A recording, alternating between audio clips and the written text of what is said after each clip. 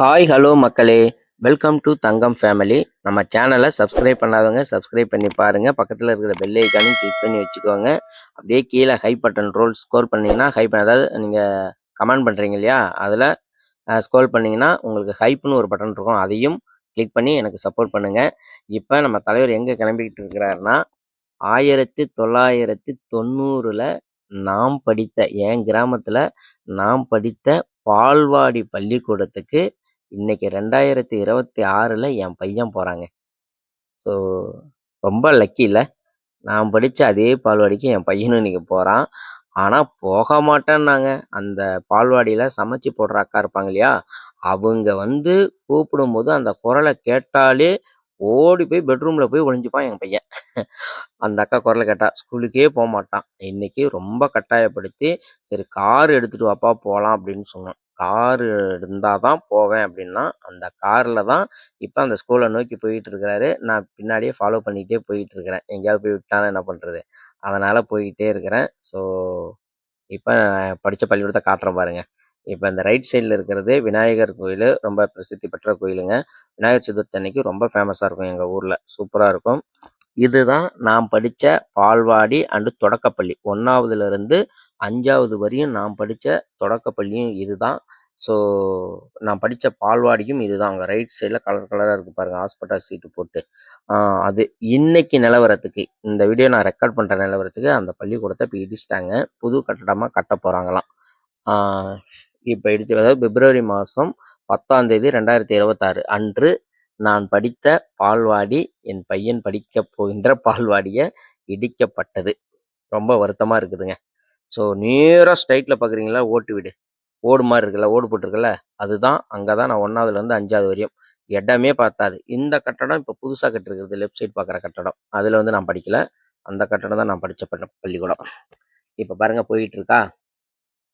இப்போ அங்கே போய் நின்ன உடனே உள்ளே இருக்கிற பசங்க எல்லாம் அந்த கார் வேணும் கார் வேணும்னு எல்லாம் கத்த ஆரம்பிச்சிட்டாங்க. ஒரு வழியாக அந்த காரை எடுத்து ஒளிய வைக்கிற நிலைமைக்கு ஆளாக்கிட்டாங்க உள்ளே இருக்கிற பசங்க எல்லாம். அந்த மாதிரி ஆச்சு. இந்த கட்டடம் புதுசாக கட்டிருக்கிறாங்க. எங்கள் பள்ளிக்கூடத்தில் இடம் இல்லைன்னு சொல்லிட்டு புதுசாக கட்டினாங்க, இடம் பத்தலன்னு. இதுதான் நான் படித்தது. 1வதுலேருந்து 5வது வரையும் இதில் தான் நாங்கள் படிப்போம். இடமே பத்தாது, 4 வாத்தியார் இருப்பாங்க, நல்லா சொல்லி கொடுப்பாங்க. இதுதான் பால்வாடி. இந்த பால்வாடி தான், இதில் தான் நான் 1வது சேர்றதுக்கு முன்னாடி இதில் தான் இருந்தேன். இது உள்ள பாருங்கள், என் பையனை கொண்டு போய் உள்ளே விட்டது தான் உடனே பாருங்கள், பசங்களோட சேர்ந்துக்கிட்டு அந்த பிளேவை உடனே எடுத்து ஏபிசிடி இதெல்லாம் எடுத்து விளையாட ஆரம்பிச்சிட்டான். அதில் அந்த இதெல்லாம் இருக்குல்ல, அந்த இதை எடுத்து எடுத்து அந்த இதில் போய் பொருத்தணும். அதை விளையாண்டுட்டு இருந்தான் அவங்க அம்மா கூட. என்ன சொல்கிறதுன்னு தெரியல, ரொம்ப எனக்கு ஹாப்பியாக இருந்தது. ரொம்ப நாள் ஆயிடுச்சு, ஆனால் ரொம்ப நாள் ஆச்சுங்க. நான் எதிர்பார்க்கவே இல்லை. இது என்னுடைய சமையல் அறை, அதாவது இந்த பள்ளிக்கூடத்தோடைய சமையல் அறை.